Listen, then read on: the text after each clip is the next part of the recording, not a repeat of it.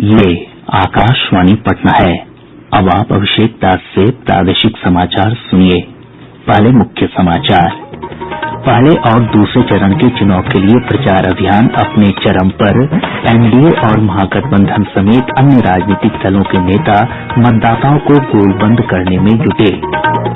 चुनाव आयोग ने कहा, मतदाता फोटो पहचान पत्र ईपिक में मामूली गलती होने के बावजूद भी वोटर कर सकेंगे अपने मताधिकार का इस्तेमाल। 3 नवंबर को होने वाले विधानसभा चुनाव के दूसरे चरण के लिए नाम वापसी का आज अंतिम दिन। 94 विधानसभा सीटों के लिए 1514 उम्मीदवारों के पर्चे सही पाये गये हैं। और किशनगंज जिले के खगड़ा तथा फरिंगोला से पुलिस ने वाहन जांच के दौरान 65 लाख रुपए जब्त किए। बुलेटिन की शुरुआत इस संकल्प के साथ। कोविड-19 महामारी के खिलाफ देश एकजुट होकर लड़ रहा है।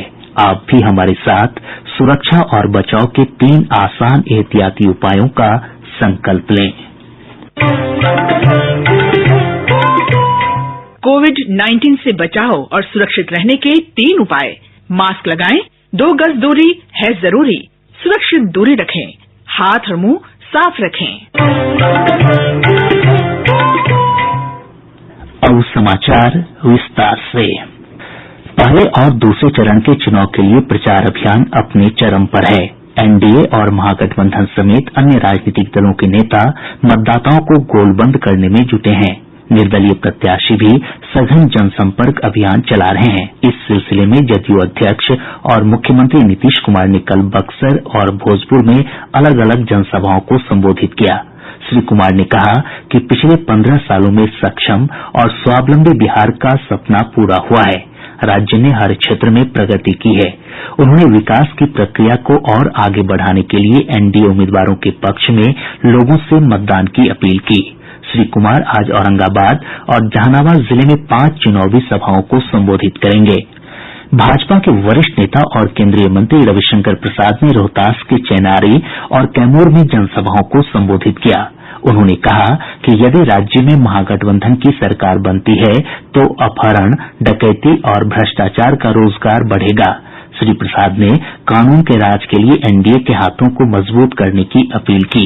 वहीं पार्टी के वरिष्ठ नेता नित्यानंद राय ने सीवान में अलग अलग जनसभाओं को संबोधित करते हुए विकास के लिए एनडीए को एक बार फिर सत्ता में लाने की अपील की है।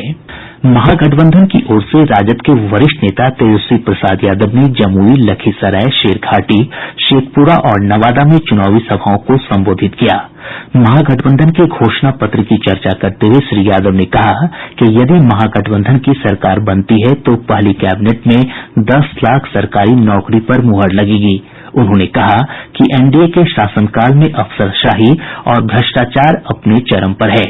श्री यादव आज वजीरगंज, बाराचट्टी, रजौली और बोधगया समेत 7 स्थानों पर चुनावी सभाओं को संबोधित करेंगे।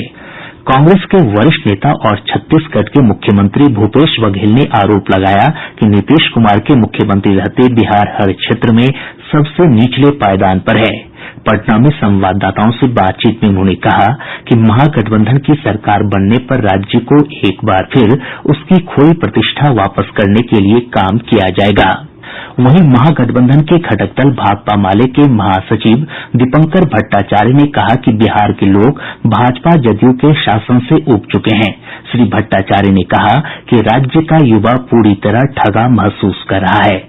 जन अधिकार पार्टी के अध्यक्ष पप्पू यादव ने आरा में एक चुनावी सभा को संबोधित करते हुए कहा कि यदि लोगों का समर्थन मिलता है तो वे बिहार को एशिया का नंबर 1 राज्य बनाएंगे।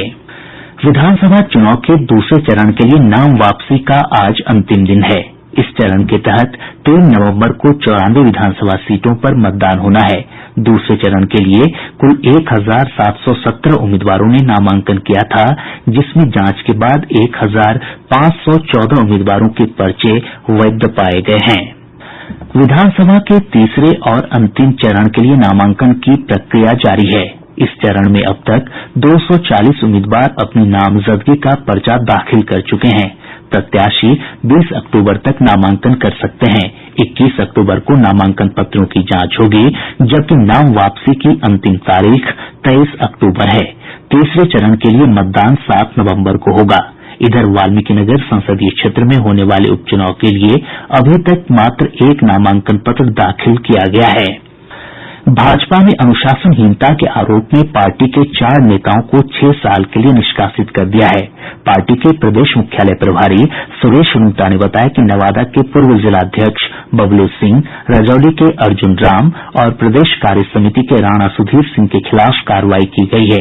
इसके अलावा सारण शिक्षक निर्वाचन क्षेत्र से एनडीए के उम्मीदवार के खिलाफ चुनाव लड़ रहे डॉक्टर गणेश प्रसाद सिंह को भी निष्कासित किया गया है।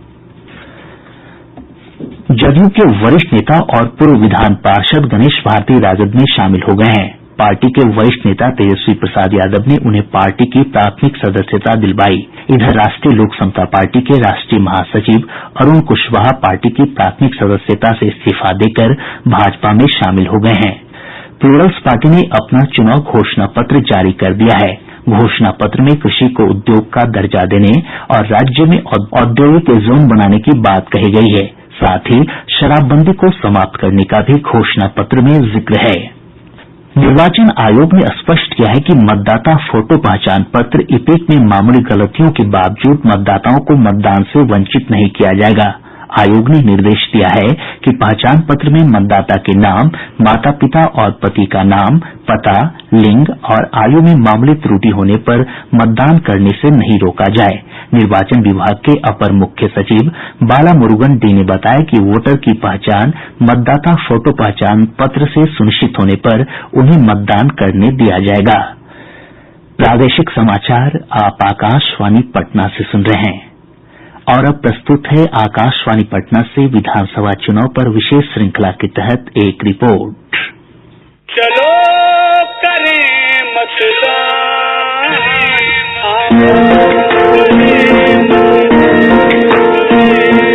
आओ चले आगे बढ़े, लोकतंत्र गढ़े।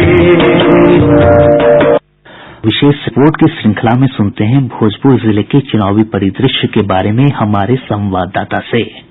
में विधानसभा की 7 सीटें हैं। जगदीशपुर, आरा, संदेश, बरहरा, अज्ञाव, तरारी और शाहपुर के निर्वाचन क्षेत्रों से इस बार 98 उम्मीदवार किस्मत आजमा रहे हैं। इस बार के चुनाव में जिले में कई पूर्व विधायकों को उनकी पार्टियों ने टिकट नहीं दिए हैं, जिससे वे बागी होकर दूसरे दलों के या निर्दलीय प्रत्याशी के रूप में चुनावी मैदान में हैं। पूर्व विधायक भाई दिनेश टिकट नहीं मिलने पर जन अधिकार पार्टी के चुनाव चिन्ह पर जगदीशपुर से, जबकि सुनील पांडे निर्दलीय ही तरारी सीट से किस्मत आजमा रहे हैं। भाजपा से टिकट नहीं मिलने पर पूर्व मंत्री श्री भगवान सिंह कुशवाहा लोक जनशक्ति पार्टी से चुनावी मैदान में खड़े हुए हैं। इस बार के चुनाव में गठबंधन के तहत राष्ट्रीय जनता दल ने 7 में से 3 सीटें अपनी सहयोगी दल सीपीआई माले के लिए छोड़ दी है। इसमें पिछली बार राजद की ओर से जीती हुई आरा सीट भी शामिल है।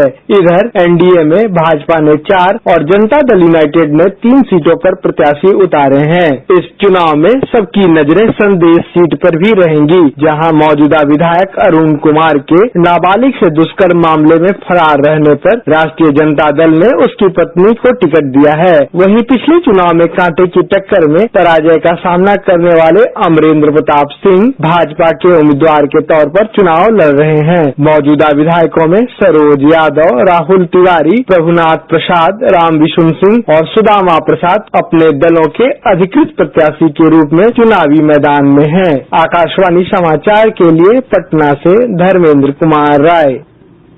बिहार विधान परिषद की शिक्षक और स्नातक क्षेत्र की 8 सीटों के लिए चुनाव प्रचार कल शाम समाप्त हो जाएगा। मतदान 22 अक्टूबर को होगा, जबकि 12 नवंबर को मतों की गिनती होगी।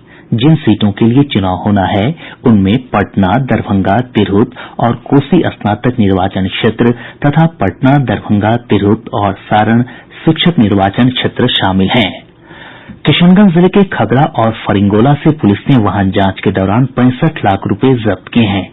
पुलिस अधीक्षक कुमार आशीष ने बताया कि खगड़ा चेक पोस्ट के पास एक कार से 60 लाख रुपए, जबकि फरिंगोला चेक पोस्ट के पास से एक कार से 5 लाख रुपए बरामद किए गए हैं। मौके से 3 लोगों को हिरासत में लिया गया है, जिनसे पूछताछ की जा रही है।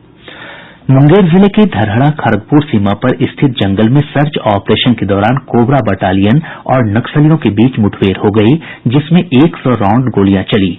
डीआईजी मनु महाराज ने बताया कि मुठभेड़ के बाद सर्च ऑपरेशन के दौरान हथियार, आईडी बनाने के उपकरण और ग्रेनेड सहित कई आपत्तिजनक सामान बरामद किये गये हैं। वहीं जिले के मुफस्सिल थाना क्षेत्र के पीर पहाड़ के खंडर से पुलिस ने 2 हथियार तस्करों को गिरफ्तार किया है। गिरफ्तार तस्कर के पास से 7 देसी पिस्तौल और 4 देसी बंदूक बरामद की गयी है। सारण जिले के मशरक थाना क्षेत्र के मशरक तरैया मोड़ के पास से पुलिस ने वाहन जांच के दौरान 3 बोरी विस्फोटक सामग्री के साथ 2 लोगों को गिरफ्तार किया है। मोरारजी देसाई राष्ट्रीय योग संस्थान के निदेशक डॉक्टर ईश्वर बसब्बा रेड्डी ने आकाशवाणी से बातचीत में लोगों से कोरोना वायरस की रोकथाम के लिए 3 उपायों को अपनाने की अपील की है।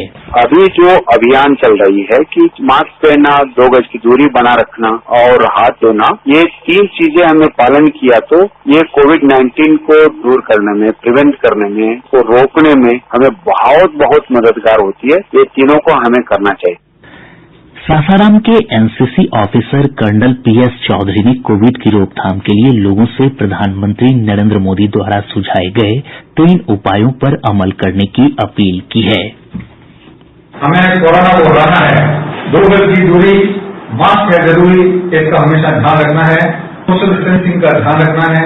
बार हाथ धोना है, भीड़ से बचना है तथा हमको कोरोना प्रोटोकॉल को फॉलो करना है ताकि हम कोरोना को जल्दी से जल्दी यहाँ से भगा सकें। प्रदेश में कोविड-19 से स्वस्थ होने वालों की दर बढ़कर 94.31% हो गई है, जो देश में सबसे अधिक है। अब तक कुल 1,92,594 मरीज ठीक हो चुके हैं। वर्तमान में सक्रिय मरीजों की संख्या 10,621 है। पूर्वोत्तर सीमांत रेलवे ने त्योहारों को देखते हुए 2 जोड़ी स्पेशल ट्रेन चलाने का फैसला किया है। मुख्य जनसंपर्क अधिकारी शुभानंद चंद्रा ने बताया कि जोगबनी आनंद विहार और न्यू जलपाईगुड़ी उदयपुर साप्ताहिक पूजा स्पेशल ट्रेन का परिचालन कल से शुरू होगा। शारदीय नवरात्र के आज तीसरे दिन देवी दुर्गा के चंद्रघंटा स्वरूप की पूजा अर्चना हो रही है। हिन्दू मान्यताओं के अनुसार मां का यह स्वरूप शांति और कल्याण प्रदान करने वाला होता है। अब पटना से प्रकाशित प्रमुख समाचार पत्रों की सुर्खियां। आज के सभी समाचार पत्रों ने बिहार विधानसभा चुनाव से जुड़ी खबरों को अपनी सुर्खी बनाया है। हिन्दुस्तान लिखता है, दूसरे चरण में बागियों, बाहुबलियों समेत कई बड़े नेताओं की परीक्षा। दैनिक जागरण ने जदयू अध्यक्ष और मुख्यमंत्री नीतीश कुमार के बयान को सुर्खी बनाते हुए लिखा है, इस बार मौका मिला तो राज्य में लाएंगे नई तकनीक। अखबार ने राजद नेता तेजस्वी प्रसाद यादव के बयान को प्रकाशित करते हुए लिखा है, तीर युग समाप्त, अब चल रहा मिसाइल। प्रभात खबर ने केंद्रीय स्वास्थ्य मंत्री डॉक्टर हर्षवर्धन के उस बयान को पहले पन्ने पर स्थान दिया है, जिसमें उन्होंने कहा है कि देश के कुछ हिस्सों में कोरोना का सामुदायिक फैलाव हो रहा है। दैनिक भास्कर ने लिखा है, केंद्रीय समिति की बड़ी चेतावनी, बिहार में चुनाव से असामान्य रूप से बढ़ सकता है कोरोना। आज और राष्ट्रीय सहारा ने चुनाव प्रचार से जुड़ी खबरों को पहले पन्ने पर स्थान दिया है। और अब अंत में मुख्य समाचार एक बार फिर। पहले और दूसरे चरण के चुनाव के लिए प्रचार अभियान अपने चरम पर। एनडीए और महागठबंधन समेत अन्य राजनीतिक दलों के नेता मतदाताओं को गोलबंद करने में जुटे। चुनाव आयोग ने कहा, मतदाता फोटो पहचान पत्र ईपिक में मामूली गलती होने के बावजूद भी वोटर कर सकेंगे अपने मताधिकार का इस्तेमाल। 3 नवंबर को होने वाले विधानसभा चुनाव के दूसरे चरण के लिए नाम वापसी का आज अंतिम दिन। 94 विधानसभा सीटों के लिए 1514 उम्मीदवारों के पर्चे सही पाए गए। और किशनगंज जिले के खगड़ा तथा फरिंगोला से पुलिस ने वाहन जांच के दौरान 65 लाख रुपए जब्त किए। इसके साथ ही आकाशवाणी पटना से प्रसारित प्रादेशिक समाचार का ये अंक समाप्त हुआ।